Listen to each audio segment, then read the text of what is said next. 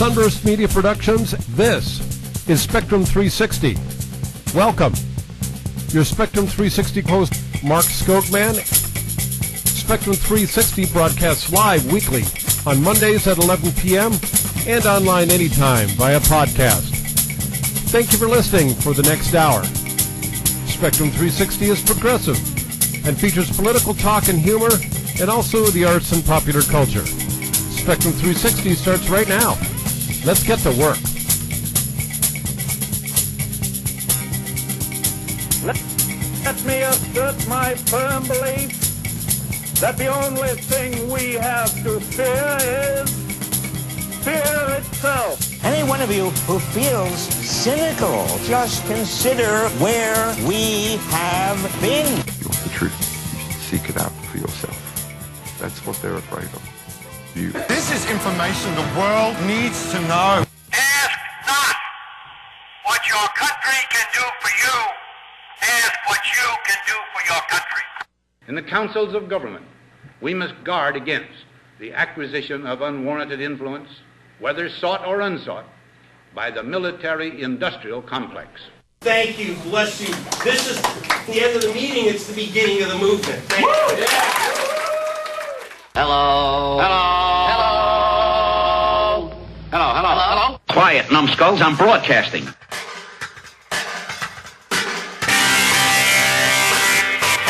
Spectrum 360. Spectrum 360. Spectrum 360. Spectrum 360. This is the radio program Spectrum 360 for Monday, the 16th of December, 2013. I'm your host, Mark Skogman. Let's get right to the program preview.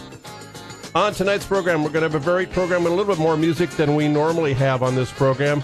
You know, the closer we get to Christmas, the more we do a little bit more of music. And, of course, we have our strange holiday alternative Christmas music. More about that in a moment. But first, segment one is going to be an interview live in studio with Gordon Chernecki. He is the principal of the Shield Insurance Company, a Florida corporation, correct? Correct. And we're going to be speaking about the flood insurance crisis as it relates to the Biggert Waters bill that came from Congress. So that's going to be interesting. Another segment. After that, I promised on this program last week that I was going to play Santa Doesn't Cop Out on Dope. Well, I have it ready for you this week. So, after our serious interview with Gordon Chernecki, we're going to have Santa Doesn't Cop Out on Dope by Martin Mull. A couple of minutes of comedic music, shall we say. Then, in the second half of the program, I've just got into the Spectrum 360 music library today, a new CD from the School of America's Watch called Sing It Down, Volume 2. And we're going to play a song from that, a very special song called One by One by Emma's Revolution. That's a great song.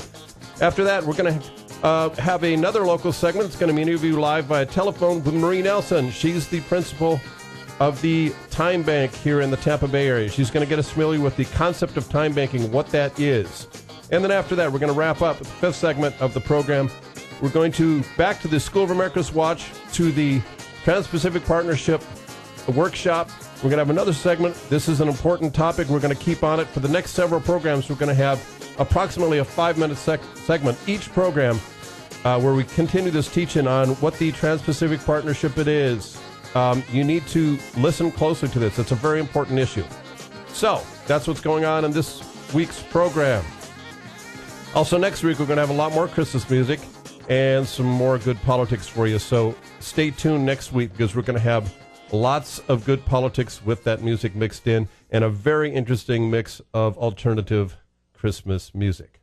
Okay, now to segment one. We're going to go to our interview live in studio with Gordon Chernecki. And we're going to be speaking specifically about the flood insurance crisis. It's a national problem, but it has special significance for Pinellas County because it is so affected by this. So it's a national crisis, but it's also a local crisis. And we have a local expert here, Gordon Chernecki with the Shields Insurance Company. And this is a local company. And Gordon is an expert on this. I've heard him speak on this subject already, full disclosure. and he was very good. So that's one of the reasons I brought him on the program. So, Gordon, welcome to the program. Thank you. It's nice to be here. Let's get your mic just a little bit closer. There we go. Just try to keep that very close to you and speak directly into it. Very sensitive microphones, but you got to be dead on to get the best sound.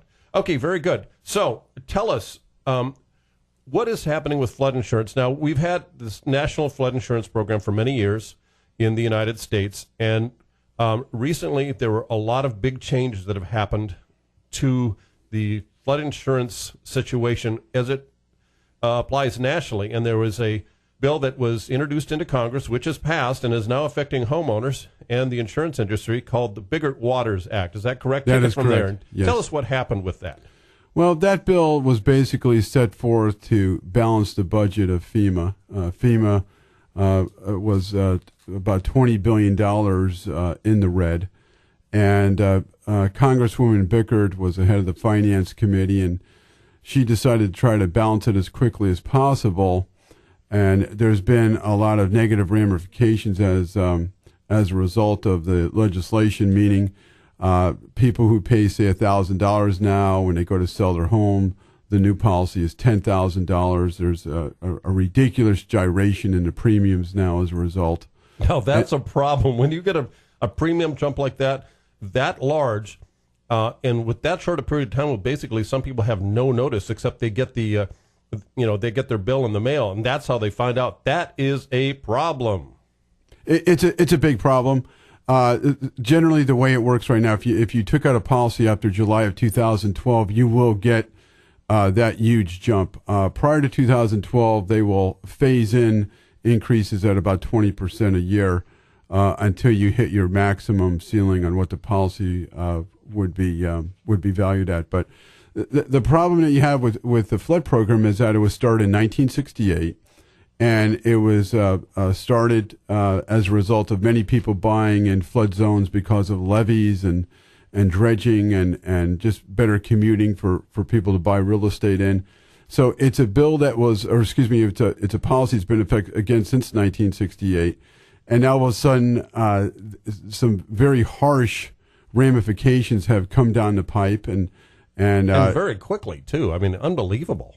It came in a very fast manner. Any kind of industry related to the flood insurance, the flood insurance companies themselves, the independent agents, the realtors, the title companies, they really didn't have any type of lobbying efforts to make any kind of ramifications on the bill that were consumer friendly. Unfortunately, many of the lobbyists that are associated with the bill endorsed the bill, and that turned out to be a big problem here. Wow. That's really a mouthful. Now, I understand that U.S. Senator Bill Nelson of Florida did introduce a bill to mitigate some of the very negative effects of the Biggert Waters bill, and that he did not have the votes for that. It was not successful, and he couldn't get that passed, and that was just a recent effort, which would have actually helped the situation. But apparently the U.S. Senate is not going to be of help in this situation because the bill did not pass. What's your perspective on that? Well, it's very disappointing. It's now the old joke. It takes an act of Congress to get this fixed, which is the true essence of this. And that was good. And the big issue that we've had, my lobbying efforts that I've had with Congress has always been when it comes to Florida and the insurance issues, whether it's a homeowners issue, hurricane issue, flood issue, the congressmen and senators from the Midwest and the Mountain West tend not to take a liking towards Florida's insurance needs. So that's a problem that we're going to have right now, and it's becoming a little bit of a Republican and Democratic type of issue now. I understand that the senator from Kansas doesn't want to even let the bill pass the committee.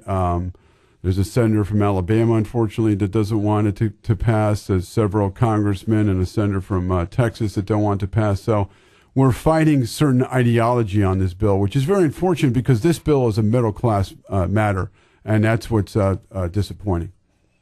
Understood.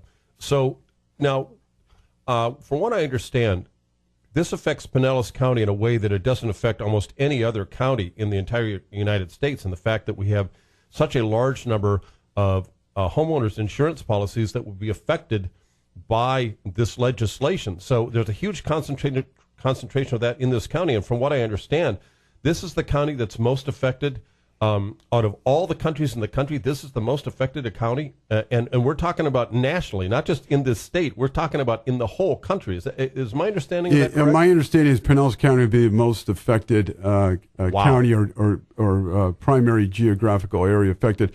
From what I have found out, just through reviewing the bill, I noticed that in Northern California, if you would take a line and geographically take a even distribution of a North and Southern California, Northern California has 48,000 flood policies.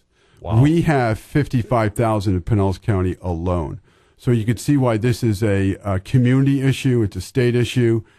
In former Congressman Bill Young's congressional district, his congressional district alone, and I'm bringing this up because there's a special election coming down the pipe here, but in his congressional district, there's 38,000 flood policies in one congressional district. And that congressional district does not even comprise the whole Pinellas County. Correct. That's a section of Correct. Pinellas County. Correct. Wow. Correct. So that's a very big problem. I think people that have not been aware of this issue before, now that we're discussing it in these terms, you can see the enormity of the problem and how it's concentrated a huge amount of its effect just in this county. So it's a very large effect. It's widespread. It's very serious, and it's very sudden. So that has all the parameters of a crisis, in my opinion. Now, the flood insurance program itself, I mean, one of the reasons this is happening is because the elevations of people's homes above whatever that is, mean sea level, there are changing definitions of that, which are actually making the situation worse, correct? That is correct. The biggest problem that you have in Pinellas is that you have older homes which were built prior to the flood map. So basically prior to 1974. That's a term that you see in newspapers called pre-firm. Flood map is a firm. So it's pre-firm are houses built prior to 1974. Post-firm, they're built after 1974. And the houses were built legally, and people purchased homes legally. And now they're getting outrageous flood bills because they're not built to the very strict standards of 2013. And that's very unfair, many of whom have never had a flood claim, I would like to add. So the bill is very insensitive. It's very intolerant. It is not fair. It's one of the worst bills I've ever seen. I've read the bill. I just think it's just a plain bad bill, the way you want to term it. But that's the problem that we have. No, you're talking about Biggert Waters. Is that correct? Okay. Correct. The Biggert Waters. It's just a bad bill. St. Petersburg alone has 22,000 homes which are pre-firm. Unbelievable. And that's a bad number. Do you happen to know what percentage of the housing stock in the city that is? I believe the housing stock in St. Pete, I believe around 25% or so are in a flood zone. Wow, that's a very large percentage of the homeowners in the city, and that's just one city in a very populous county. My gosh, I really feel sorry for people that are going to be very seriously affected by this on the coast, because there have been a couple of fairly recent, over the last few months to several weeks, a couple of forums on this very subject. There was one at the St. Petersburg College, the Seminole campus, that I was able to watch on Pinellas County Television, on cable television, which was great. And there was another one recently, too. I can't remember where that was, but there was another flood insurance forum. And these were really, to my knowledge, these were the first efforts in the Pinellas County to start getting the word out, with a public forum where you could discuss this. Now, also, you spoke at a Democratic Executive Committee meeting a couple months ago. I think it was in October, if I remember right. And you addressed the subject then for that group of people. So there's been at least 3 public airings of this issue, but I think that most of the large percentage of the public that are going to be affected by this, I haven't even started or begun to educate themselves on this issue. So it's coming at them. They're going to get blindsided by this because they're just not paying attention, because there's not enough coverage in the media. Although I see that improving, because just from the last couple of days, I saw a good article in the Tampa Bay Times about the flood insurance crisis and various aspects of it. So it's starting to pick up attention in the media, but I think there's a lot of people out there that are getting blindsided by this. Are you finding that that's the case as you're working in the insurance field? Well, there's a lot of people with existing homes in flood zones that are not even aware of it, and the newspaper's starting to get it out word of mouth. We're getting quite a few retirees that pay cash, and then they don't bother to get any flood insurance. And you know, hoping insurance is not a hope and a prayer. And I was just joking with some people earlier today. If you talk to some of the bankers, they'll tell you that many of the retirees are coming in, paying off their mortgages, and they're going insurance free, which is very dangerous, no matter where you live, but particularly in Florida. And we were joking around saying if there were ever a catastrophic hurricane here, a category 2, 3, or 4, you're going to have a lot of retirees living in high school gyms. So that's one problem that this state has from both a homeowner's perspective and a flood insurance perspective. But unfortunately, it's a bill we have to live with, and hopefully we can maybe get some state-run programs that are perhaps guaranteed by the state to help keep the insurance rates in line. Again, this is a bill from 1968. It seemed to be a very good program. The state of Florida really, I believe the state of Florida pays in 40 or 50% of the total premium or premium revenue to FEMA, and yet we take out a very little amount of money. And sometimes you get flooding in states that you don't realize have floods. When I speak to the FEMA underwriters, they'll have flooding in Montana and Idaho, and even if, you know, Las Vegas, I think in the last year or two had some flooding. You got 8 inches of rain one day, and it rains out there in the desert. The desert floor turns a rock. Oh yeah, it's got to go somewhere. Yeah, I've seen those kind of things in the western states. Yeah, they can be very serious. You know, it's bone dry one day, and then it's a huge flood the next. Right, and then there's nothing again for months. So how do you prepare for that? You know, the biggest misconception is that people may get off a flight in Miami and visit the beach there, and then you drive across those wonderful islands where the Miami Heat players live, and LeBron James. And, you know, grant you, as a great basketball player, I love to watch a guy, but that's an elite type of person, and they live out there right on the water. Again, it's a middle-class issue. St. Petersburg, Kansas City, Pinellas Park, Tarpon Springs. I can go on and on of middle-class areas where they're hardworking people. I spoke at the Fraternal Order of Police with Alex Zink, and I had their attention completely, in a sense that what happens if these values start to drop? What happens to our revenue in St. Pete, Tarpon Springs, cities like that? What's the first thing that's going to go? It would be overtime to the fire department and the police department, and sooner or later there'd be cutbacks. Right now, you don't want to necessarily alienate yourself out of a flood zone. I believe that no one knew the negative ramifications to this scale, and that something will have to come in sooner or later. I don't think it's ever going to be as good of a deal that we had. You know, now since they took this bill away, we're going to realize that FEMA program worked quite well in the state of Florida. We are speaking with Gordon Chernecki. He's an insurance expert, and we're talking about the flood insurance crisis. Gordon is with Shield Insurance of Tampa Bay Incorporated. His website is shieldinsurancinc.com, and his office number is 727-726-4600. Very knowledgeable man. Now, you mentioned that there might be some state-level solutions for this crisis. You know, when I see what's happened with insurance, homeowners insurance that covers sinkholes and a lot of other things, and the situation with Citizens Insurance, that doesn't seem to be a good solution. There seems to be so much corruption in Citizens Insurance now, where you see these pay raises for the executives and all these other things. It just seems like they're taking unfair advantage of the taxpayers there in that situation. There's very poor supervision, you know, of the state by that, you know, state-run company. I just, you know, have a pretty poor opinion of the company after all the coverage I've seen about it in the media for the last few years. It just seems to be getting worse and worse. So I don't think there's going to be, at least quickly, there's going to be any kind of real viable solution at the state level. Just considering the track record of what's happened ever since the hurricanes, back in 2004 and 2005. And so what's your perspective of that? Do you really think there's going to be a state-level solution for this? Well, it's the worst thing that's happened to the state of Florida. When I read this bill,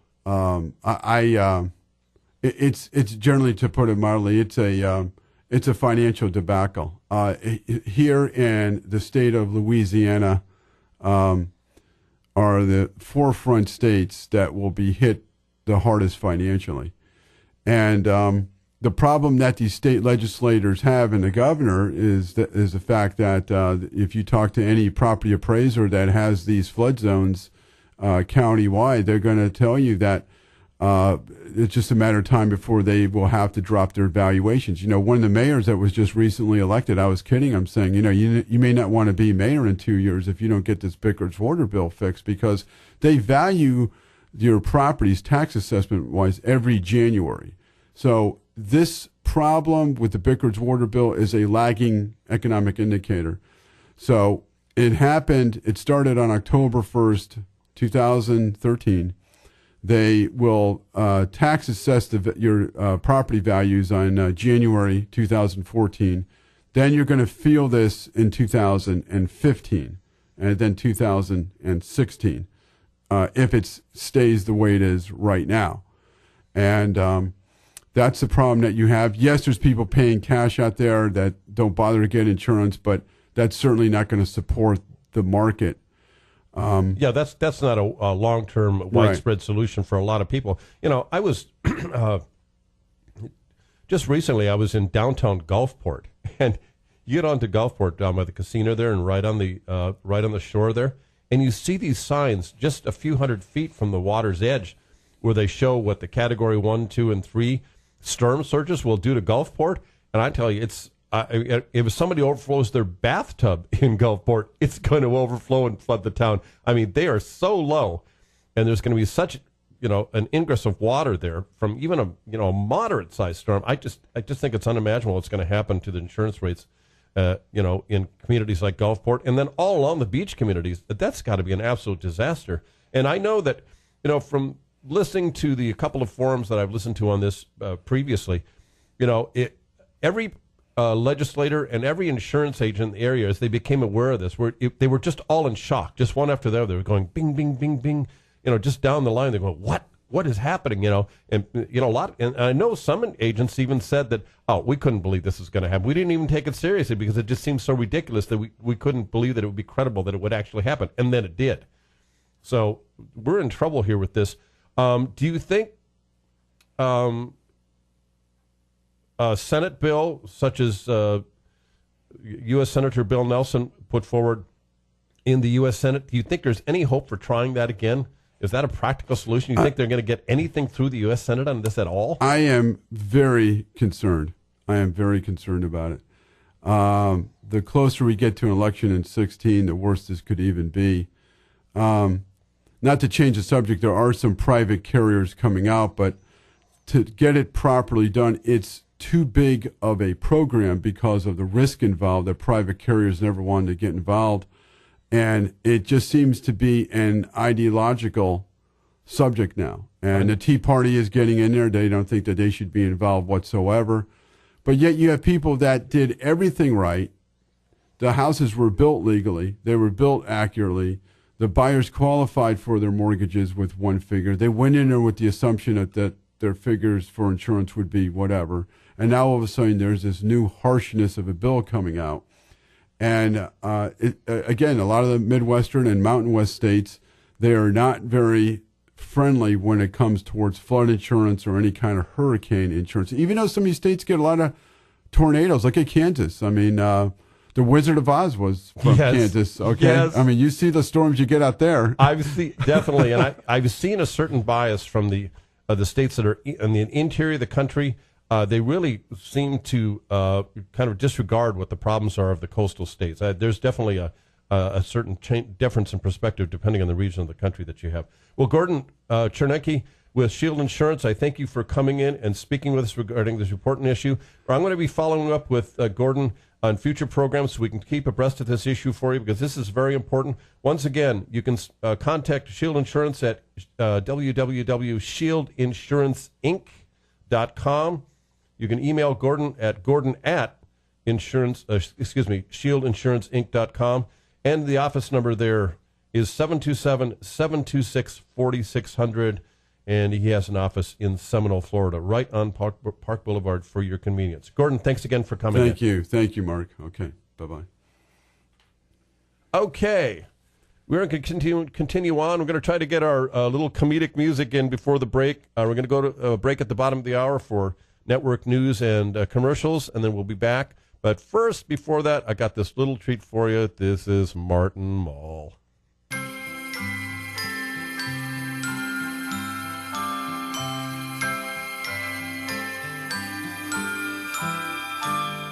Hi, boys and girls. This is your old friend Martin Mull. And you know what? I just got back from the North Pole. You know what I was doing up there, don't you? That's right, I saw him all right. And all his little dwarves. Boy, did I get off on them. I learned so many wonderful things about him. I'd like to sing you a little song, so why don't you, move on up. Come up close and I'll sing to you. Come on, closer. Closer. Come on, I won't bite. Come on, move closer. That's it, right down by my shoes. Great. Okay, huddle all around. I'll sing you a song. All right? You too, Johnny. Come on, closer. All year long he's busy making toys for all the little girls and the little boys. He puts them in his sled and gives his whip a crack. On Donder, on Blitzen, but never on Smack. 'Cause Santa doesn't cop out on dope. Has he ever even tried it? Will you know the answer's no. So little kiddies, here's my point. Just leave him cookies. Save the joint. 'Cause Santa Claus turns on in his own way. Watching you when I turn on Christmas Day. Spectrum 360, see you on the other side of the break. Spectrum 360, stay with us. NBC News Radio, I'm Melissa Rayberger. The NSA program that gathers phone information on Americans is running into legal problems. A federal judge is ruling that the program appears to violate the Fourth Amendment. Certain soaps that have been marketed as antibacterial are being questioned for their effectiveness and also their safety. The FDA is proposing new rules to make manufacturers back up those claims. NBC's Tom Costello reports one specific ingredient has shown dangerous signs in recent studies. The concern that liquid soaps which contain the chemicals triclosan or triclocarban may spur drug-resistant bacteria and potentially interfere with normal hormones like estrogen, testosterone, and thyroid functions that could affect normal childhood development and puberty. An all clear has been given and Harvard University has reopened. Buildings were evacuated after police received an unconfirmed bomb threat this morning. On Wall Street, the Dow jumped 129 points, the S&P climbed 11, and the Nasdaq rose 28. This is NBC News Radio. Tune in to the Dating Jungle Show every Thursday night at 10 p.m. with your host, Tara Richter, certified dating coach and author of 3 books in the Dating Jungle series, available on Amazon. Join us on a safari through your heart into the wilderness of love as we discuss fun topics such as internet dating, dating after divorce, and how to find the one. Call into the show, get free dating advice from Tara on Thursday nights from 10 to 11 p.m. every week on Tan Talk Radio, 1340 a.m. in Tampa Bay. You may be owed some money. After 911 and 411, call 541. That's 727-541-1741. Call Gulfstream Motorsports for a diminished value report. Due to my 28 years experience in the auto salvage business, I'm very good with wrecks. So if your car's been involved in a wreck, call me for a diminished value report. Call 727-541-1741. You may be owed some money for the lost value of your repaired vehicle. And visit us at GulfstreamMotorsports.com. Prescription Addiction Radio Show, Breaking the Silence. New time, 5 to 7. Drive time, Tuesdays. I am Larry G. Along with Montana, we talk about the topics nobody else is talking about. OxyContin, Vicodin, Xanax, Prozac, Lexapro, Seroquel, Cymbalta, heroin, and even marijuana. You don't know about drugs until you listen to the Prescription Addiction Radio Show. Brought to you by Novus Medical Detox and Suncoast Rehabilitation. Tuesday nights, 5 to 7. This is Michael, host of the Blind Matters Radio Show. And now we're on 1340 and 1400 on your AM dial every Saturday afternoon from 3 to 5. We have a new show that's catered to the low vision, legally blind, and the blind community, people like myself. Tune in, listen, learn, and have fun every Saturday from 3 to 5. On your drive home Monday evening, listen to Your PC Hero, a brand new time. Monday evening from 5 until 6. Alan Barevi. Check out our website, yourpchero.com. And the Shogun. Alan, yes, I've sir. decided that the world is not big enough for me anymore. I am changing my name to Shogun of Universal World Peace. Your PC Hero, new time, 5 to 6, Monday evening drive time, here on Tan Talk. You know, for a long time, the saying in Clearwater has been, there's no place to eat in downtown Clearwater. Well, those days are over because Mix Bar and Grill, a brand new restaurant, is here. Yes, it is. We are at 528 Cleveland Street. That is downtown at the corner of Cleveland Street and Garden Avenue. And we are open from 7 a.m. for breakfast, and we have lunch, dinner, and the restaurant closes at 9 p.m.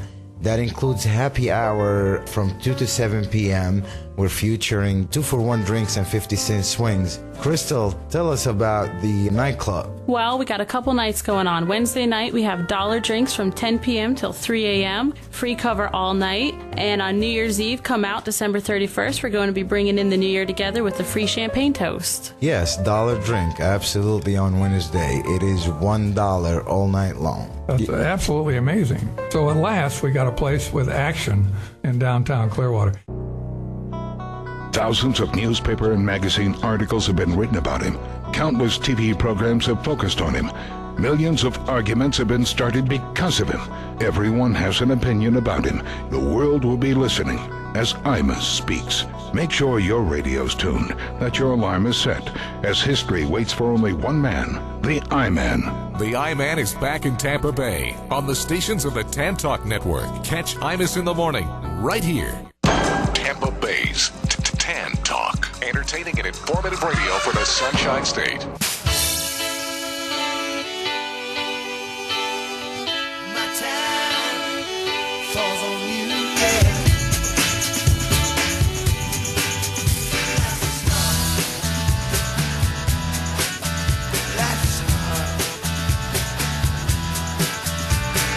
This is the radio program Spectrum 360 for Monday, the 16th of December, 2013. I'm your host, Mark Skogman. Welcome back.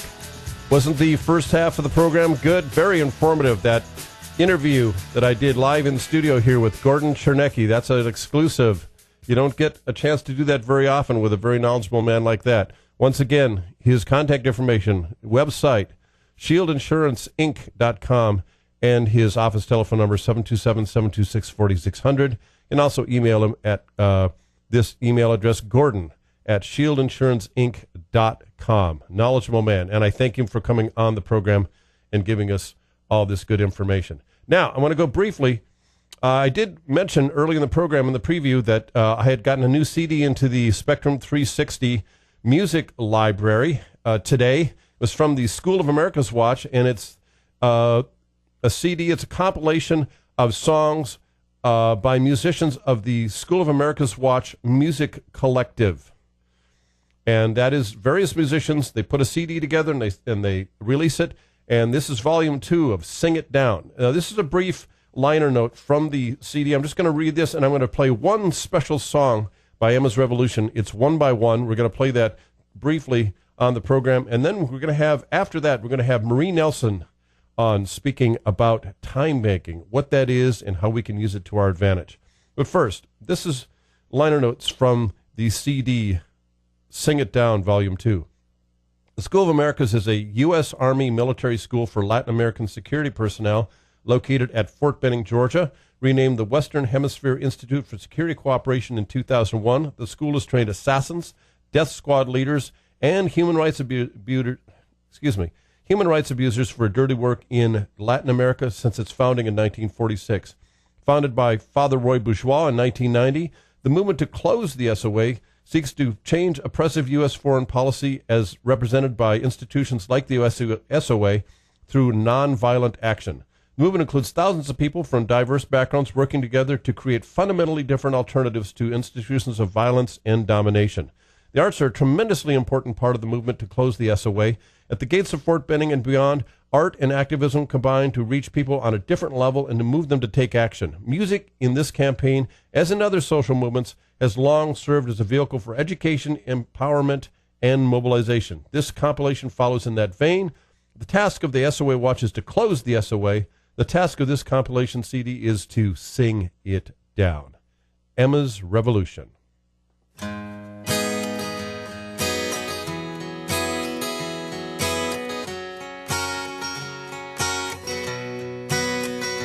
We have come to this place to renounce this disgrace. Brick by brick, wall by wall, we will make this building fall. We have watched one by one the SOA, one by one, that someone try one by one to whisk away, one by one. But this school, one by one, drenched in shame, one by one, cannot hide one by one behind a name. One by one, we have caged one by one against our will. One by one, while men torture, one by one, maim and kill. One by one, we'll return one by one, thousand strong. One by one, until right one by one replaces wrong. One by one, we will teach one by one our children peace. One by one, till all war one by one and hunger cease. One by one, we have come one by one by the score. One by one, we will learn one by one to fight no more. One by one, with one voice we will stand. We will sing. We will demand. We have each received a sign. Close the school, cross the line. In one voice, we will stand. We will sing. We will demand. We have each received a sign. Close the school, cross the line. Close the school, cross the line. Close the school, cross the line. Ooh, yeah.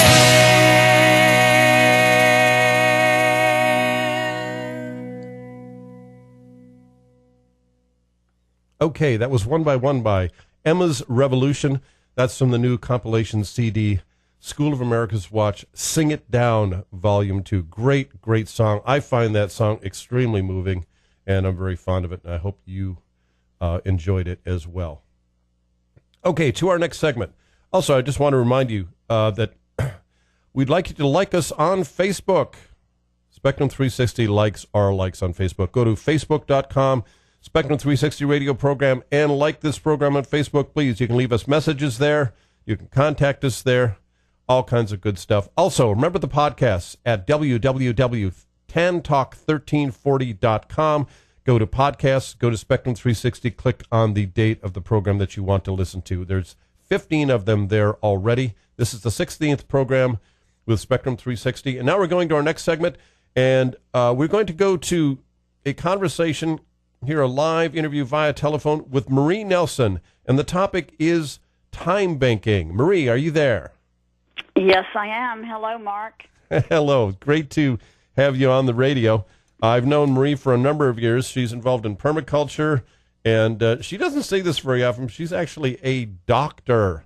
She's not just an ordinary human being like us mortals. She's a doctor. What do you have a doctorate in? Remind me. Language education. Well, there you go. A doctorate in language education. That's got to count for something. But she does a lot more than just that. I know she's been involved in permaculture, in politics, and especially the time bank. Now, I want to start just by finding out from you what your definition of time banking is. What is it in its most basic concept? A time bank is a way to create abundance out of scarcity by connecting unused resources with unmet needs. Wow, that was really an excellent definition. I didn't know if you could, state it that succinctly, but boy, you nailed it. That was excellent. Thank you so much for doing that. Yeah, that's the best one-word explanation of what time banking is that I've ever heard. And I'm just being honest. That was excellent. Now, expand on that a little bit. How does this work, like on a local level, and exactly what are the nuts and bolts of how you implement this? Okay, well, I'll talk about our local time bank, which is called Tampa Bay Time. Yes, please. And the concept is really quite simple. Members help someone for an hour. They earn an hour of credit for every hour that they work. And then they spend that credit on some kind of services offered by any other member in the time bank and record their exchanges in an online database that keeps, you sort of have an account, sort of like in an online banking account. You can check and see, what your balance is. Yeah, a time bank account instead of a bank account.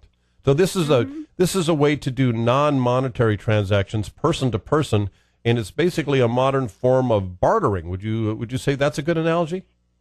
Well, actually, we can't call it bartering. It's different from bartering in a couple of ways. Okay. It's similar, but you're right about that. But it is different in that, first of all, in a time bank, everyone is equal. So your hour, my granddaughter's hour, your doctor's hour, or the professional and the non-professional, everyone's hour is equal to everyone else's hour. So there's no way you can connect it to what you would call the cash economy.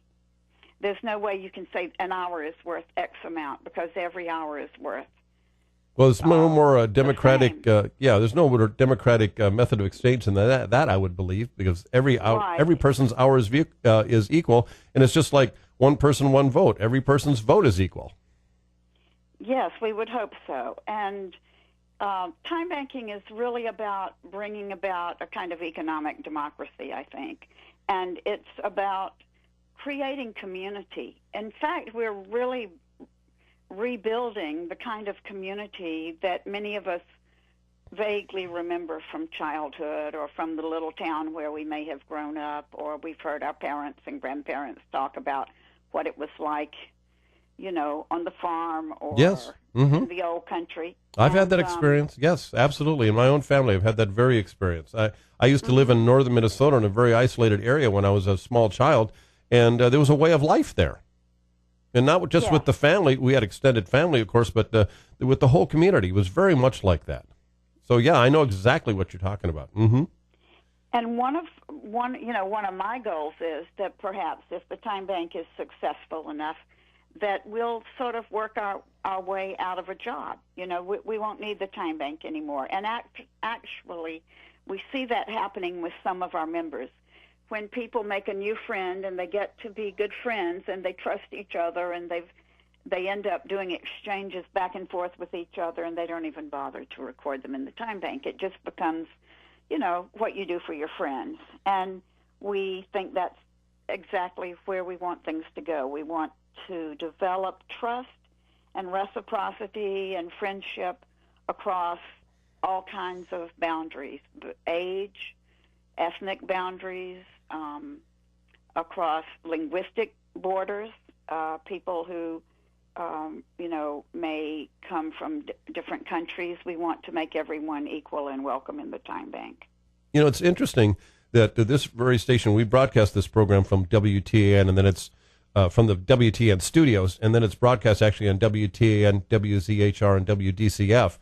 And one of the co-owners of this station, Dave Wagenvort, has published a book recently called No Cash, No Problem, which is about similar kinds of transactions. It's more about barter than time banking, but it's a very similar concept. So here, these concepts are alive and well right here at this radio station. It's become a pretty popular book. I've got a copy of it, and it's great.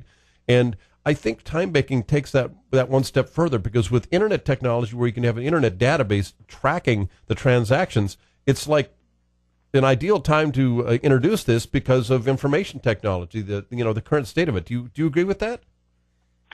Yes, and there are many time banking networks around the world, hundreds, thousands probably. And it's been a little bit slower to catch on in this country. That may be because we've been so affluent that, perhaps people didn't feel the need for these as much as people in some other countries. But when the recession hit, people started getting more and more interested in how do we manage when money isn't flowing, when the banks aren't lending. Even in time banking, it's not just individuals who can join. Organizations, government agencies, faith groups, families, small businesses, nonprofits can join. Any group that uses volunteers. Time banking basically recognizes and rewards the work in what the founder of time banking, Dr. Edgar Kahn, calls the core economy. And the core economy includes things like raising healthy children and revitalizing neighborhoods and making democracy work. Yes. Building strong families, strengthening the local economy, advancing social justice, protecting the planet. All of those things are things that people spend many hours working on, but they often don't get paid for the work they do. They're not as many paid jobs, and certainly not as many high-paying jobs in those areas. And time banking can, if an organization joins a time bank, they can then give all of their members who volunteer, they can pay them in time bank hours. We call them TBT hours, Tampa Bay Time Hours. Now, is there a website for this? Is there a website for this where people can find out more? Yes. You can go to tampabaytime.org. And we've been growing so rapidly lately and have had so much interest that we haven't done as much with our website as we would like, but we're hoping to beef it up a little bit in the near future. Well, that's a good problem to have. That's exactly where you want to be with something like that. Yes, we're having a lot of interest from organizations, and I think that actually the organizations are where the real growth and density, where we can develop the capacity to serve more people instead of signing up individuals, and we are signing up individuals one at a time. But as we work with organizations, then they will sign up their members who want to earn time bank hours. And the way you create this, time bank hours are really a complementary currency. It's a currency that you can earn and you can spend just the way you earn and spend money. And the currency is created by the act of doing the work. So it's unlimited.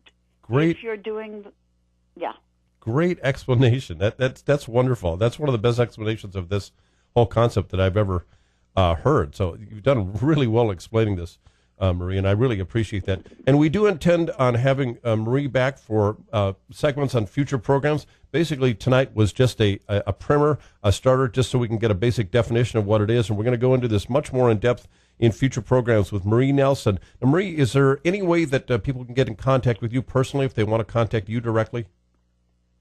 Yes, they can email me at mnelson@nl,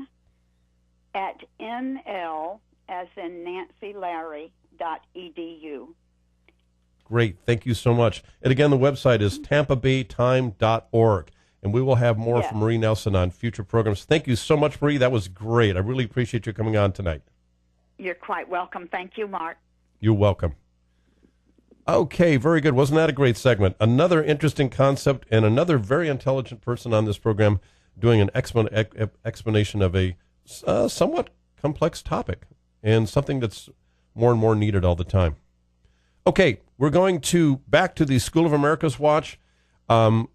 Last week on this program, we started playing the audio segments of a School of America's Watch workshop that was conducted on Saturday, the 23rd of November at the latest School of America's Watch in Columbus, Georgia. This is another segment of that Trans-Pacific Partnership primer that we've started. We're going to do a short segment on each program for the next several programs about this issue because it's so important. We want people to know what this is. So enjoy, and we'll see you right before the end of the program on the other side. Trans-Pacific Partnership. I understand they wanted to fast track me. I signed a petition last week. I think Gracie. Yeah, I was going to say there are a couple of congresspeople that we do know of, and Alan Grayson from Florida is one. It took him 8 months to get permission to actually view a part of this text in this little top secret room that he was pledged to not talk about it. Also, Mark Pocan, representative from Wisconsin, is one of the leaders opposing this TPP in Congress. He finally has gotten in to see some of it. There's a handful of them that have, but it's not been easy for them, and they aren't supposed to talk about it. And Mark actually was taking physical notes, and they took his pen and paper away from him. Yeah, they called him and would not give it back to him. Who is giving the permission and who is doing the not allowing? Okay, can we keep moving? And unless you got different information than what we're giving you, otherwise it's just too much. The Obama we'll get back. administration and the people involved in the negotiating teams are the ones that are controlling the access to it. Okay, so the countries involved are Pacific Rim countries. The U.S., and this is our baby. Australia, Brunei, Canada, Chile, Japan, Malaysia, Mexico, New Zealand, Peru, Singapore, and Vietnam. And those countries are in the negotiation process. Because of the timing of when the fast track might hit, other countries can join in later on without any ability to amend or change anything. So if we look at this map in terms of the countries that are involved, from the straight end of trade deals, you know, we're looking at 26.4 billion in trade with Japan. And so as we go through this, 216.4 billion, that's pretty much the highest, and down to 0.2 billion for Brunei. But we can see there's substantial dollars that exist in current trade.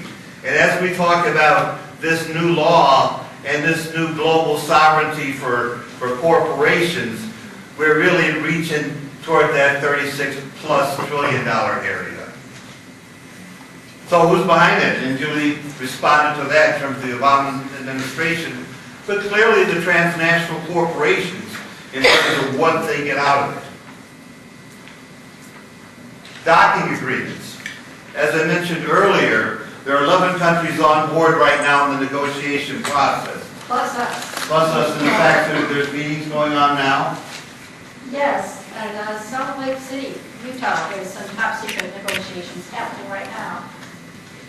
So after the point where it's been taken to our Congress on the fast track, after that point, other countries who join in have to take it as is, but also with a lot of force from the U.S.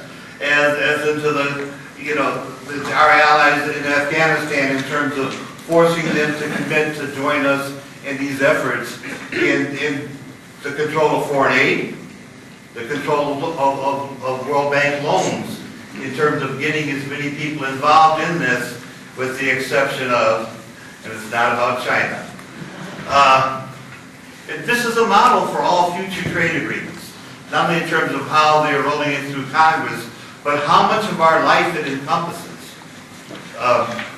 But also they want this to be the model that will be used for all future trade agreements, and so no future negotiations will really have to take place. It'll just be the package deal that can be moved to start to use this model for other countries. For example, right now the Transatlantic Free Trade Agreement is being negotiated. It began back in July, and that's between the United States and the European Union. And this is the same basic models being used as with the TPP.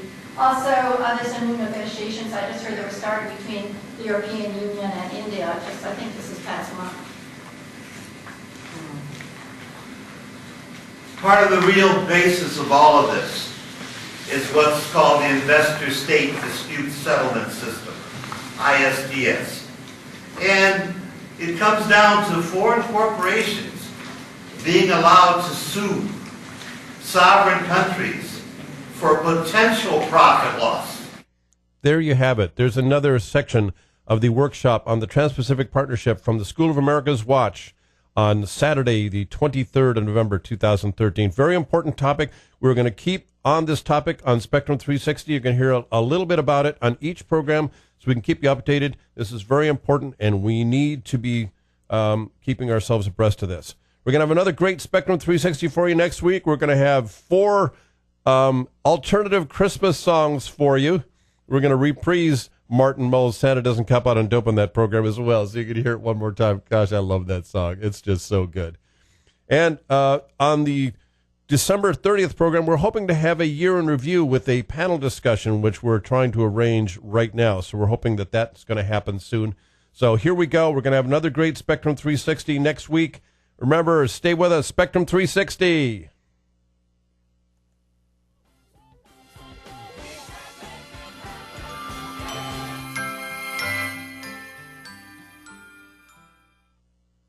Hi, boys and girls. This is your old friend Martin Mull.